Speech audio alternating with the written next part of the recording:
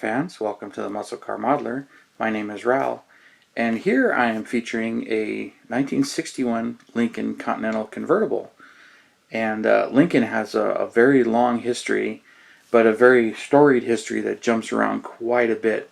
So I thought it would be interesting to go over the Continental name along with the car and the build here, because this is one that's kind of been all over the place, and not a huge fan of Lincolns, but I do like this particular car. The Lincoln Continental name first appeared in 1939 on a concept car, but it was a production car from 1940 to 1948. And World War II did interrupt it for 42, so there was some for 42 and production resumed in 46. So there was an interruption, but I thought that was kind of interesting just to bring up the fact that that was the Continental name all by itself. And it was also the last American car to have a V12 in it. So after 1948, no American V12s were offered. And they weren't that expensive, actually. They kind of were, but not really. It was like $2,700 for the coupe and a little bit more for the cabriolet, which really not too bad for the Continental name. But the Lincoln Continental name disappeared for a number of years. There was a huge gap. Then in 56, Lincoln decided to bring back the Continental name. They decided to call it the Continental Mark II, trying to distinguish it and make it more advanced, and it was a very expensive car. I understand that they called it the Mark II because of the Bentley Continental that was out. They wanted to establish their name, but not get it confused with Bentley. And it was the most expensive domestic vehicle at the time. $10,000 to buy a 56 or a 57 Continental Mark II, and only 2 convertible prototypes were made of that one, but production was very small. It was something like $29.96. Only 444 of those were 57s, the rest were 56, so that production number is both years. And it was a very loaded car. Came with a ton of electronic accessories, state-of-the-art for the time. But it really only had one true accessory. For another $595, which was pretty expensive in 1956 or 57, you could get AC in it. So that was truly the only option on those. They were fully hand-built, built on the same chassis as the Lincoln Capri and Premier. So the Continental had a hand-built body and hand-done interior. Very, very expensive car, but very, very posh car. And supposedly Ford lost $1,000 for every one that was built. That would be a $100,000 car today. So pretty pricey. Then came the behemoths after that, the 58 through 60. Now Lincoln was losing a lot of money at the time, and they were trying to slim it down and try to make the car much more appealing. So one of the things they did was they cut the price down. So about $6,000 instead of $10,000. So very significant price cut. And at the same time, they went to a full unibody construction, just like the 58 T-Bird, and moved production to the Wixom assembly plant, which was new for the time. So brand new unibody construction. And the Lincolns were huge. They're the biggest unibody car produced, and I believe that's even to date. But for the longest time, going to 131-inch wheelbase. It's definitely one of the largest sedans ever built by Ford. And in 58, they called it the Continental Mark III. When I looked at the options, it was also the first time an FM radio was available by Ford, was in the 58 Lincoln. So I thought that was pretty cool to read also. Production, it did increase. 58, they did 12,550 Lincoln Continentals, and then they did have other Lincolns as well, the Premier and whatnot, but it was like 24,000 total production, but the Continental did 12,500. 59 did 11,000 produced, and in 60 another 11,000 produced for 1960, and that was the Mark V. So they had the Mark III, the Mark IV, and the Mark V, and they're very similar bodies, but they had a lot of revisions, but it was full unibody construction and a very big car. And even after that, Lincoln had lost $60 million producing those. There was a lot of problems there, and they were just losing money left and right. So Ford got a little drastic, and that's where this car comes in.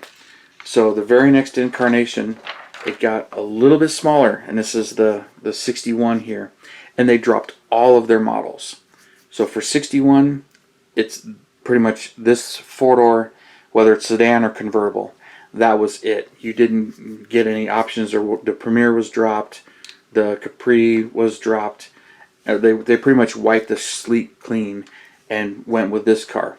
So for this one, what really appeals to me is the styling. They really went a different direction in styling, and they were kind of bold about it.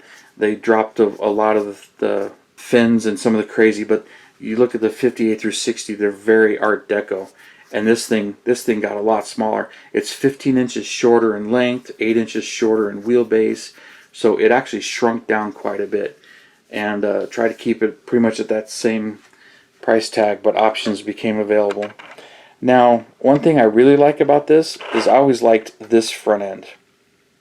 I always thought this reminded me of the 61 Thunderbird, and there's actually a reason for it. This was drawn by Elwood Engel, and he was the Ford Design Vice President. And originally this body design and everything was for the 61 Thunderbird. I don't know if the actual original design was two-door or four-door or designed as both, but it ended up getting shifted and moved to the Lincoln. We're like, alright, we're going to use this for the Lincoln. So they pumped it out, and it became the Lincoln, and it was decided that they would all be four doors, and they went to the suicide back door. Which, interestingly, there was a lot of fears about the door being left open or get caught. So Lincoln actually added a door ajar light switch. So that's something that is common today, but this was the first car to get it. And it was also the first four-door convertible since the war. There weren't any four-door convertibles. And they were all electric convertibles where the trunk came up, the soft top folded up into the trunk, and it was done all electronically. Pretty high tech for the time, even though Ford had been doing that a little bit. The 58 Thunderbird was doing it. Well, not really 58. That one really wasn't fully electric. They did have the electric retractable hardtops, but 59 and 60, by 60 the Thunderbird was fully electronic operating top, just like this one. But believe it or not, they weren't wired or relayed the same, so while very similar, they're not the same. They also introduced, and it's kind of funny to think about this, the first warranty that was 2 years, 24,000 miles, bumper-to-bumper warranty. Nobody was offering a warranty like that before, which, you know, today it's kind of laughable about having a bumper-to-bumper warranty like that. But one of my friends is a service advisor. He made me laugh because we would often joke about the bumper-to-bumper warranty, and he would say, let me tell you about the first two things that your bumper-to-bumper doesn't cover: the front bumper and the rear bumper. Which I always thought that was funny because, you know, if you use the bumper, it did its job, and if it got damaged, that's what it's there for. It's to limit the amount of damage. So you really can't warranty a front bumper or rear bumper unless, you know, it's falling off without any kind of incident and you can prove it, or the paint's peeling or something like that. But it's very hard to warranty a bumper. But it's just kind of funny to they call it the bumper-to-bumper warranty, and you know, really doesn't cover that. Sales did increase though. You know, the 58 through 60s, I went over their production.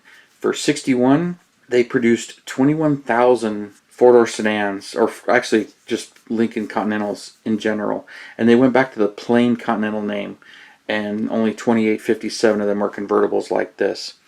So and also a shift for Lincoln. They decided that they were going to stick with this body style for a whole lot longer than the normal 3-year span that was happening at the time. So one of the things that they did do is they kept freshening it up and changing it. So this front bumper and grille are 61 only, which this is the one I really like. And this back, the bumper really didn't change, but this grille back here did change, but they kept most of this rear end from 61 to 63. Now when you look at these, they continue this body all the way to 69, but the convertibles last year was 67. The 64 to 69s got a 3-inch increase in wheelbase. So the 61 to 63s are a little shorter at 123-inch wheelbase, but the 64 through 66 are 126 wheelbase. And I believe the 67 through 69 stayed the same when it came to that. And this thing was powered by the big 430 cubic inch Mel engine. That was Mel meaning Mercury Edsel Lincoln. That was their engine, and it grew to 462, which is the biggest Ford had offered, but that didn't appear until 66. So this one would have the 430 Mel engine in it, which is the same one that was optional in the 59 and 60 T-Birds, but then came back out. It was not available in the T-Birds anymore. So the 61 T-Bird got the 390, but this thing got the 430 cubic inch Mel engine, which only produced 300 horsepower and 460 foot-pounds of torque or something like that. But that's kind of enough rambling on the Lincoln. So I went on that a little longer than I was expecting. But this is an AMT annual, and it was fully restored. And it was one that wasn't really hot on my radar to get. I was keeping an eye open for it because it's I like these cars, but it wasn't something I was eager to get. And then a friend of mine at a swap meet, Harold, he had two of these. He had the 61 and a 62 for sale, mostly complete, thinking you can use one to finish the other, get it pretty complete. But this one, I had most of everything. I think the only thing I had, well, I know I needed a rear bumper, and I was missing one taillight, but I had pretty much everything else, and I was missing one antenna. And if I remember right, I think that one had the emblem, but the 62 didn't. I've actually got the 62 sitting right here, so I can go over some of the differences here. But it had the wire wheels on it, which this one was kind of a 3-in-1, but this one, no opening hood. And I think it's kind of funny when most of the AMT kits by 61, the engines were opening and you can see it. The 59 T-Bird I have, hood's molded shut and no engine in it. 60 T-Bird had an engine, but in 61, this Lincoln, no engine, but the 62, the hood opens and you can view the engine. But so that's one of the distinct features of the 61. The rest of the body is literally the same, other than the bumpers and grille. And I think pretty much even the interior is the same as far as the rest of it goes. I'm pretty sure that dash is the same between all three of them when it came to the kits. And I decided to be a little bit different. I went with a red metallic on this. And you want to talk about foiling. Oh my God. You know, foil the emblem here and then carefully trim that out. Foil all the way down, all the way around. I mean, literally almost all the way around. There's no foil right here, but all here to here, here. Then right around the bumper and all the way front. So there's a lot of foil on this thing. And of course the windshield and everything. But kind of interesting that this was designed kind of as a 61 T-Bird, but it ended up becoming the Lincoln.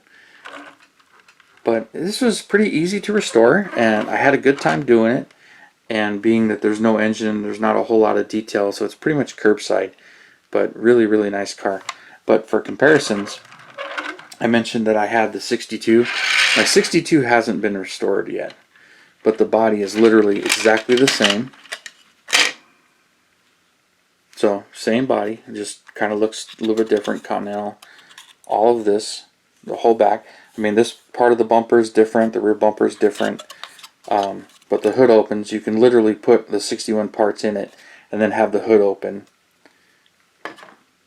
And this is pretty much the same interior.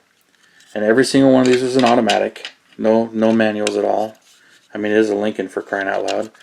But the chassis is a little bit different, you know, because you got to have the engine in it now. The rest of it's pretty much the same. So, but it's got a completely different front bumper. Now this has been re-chromed.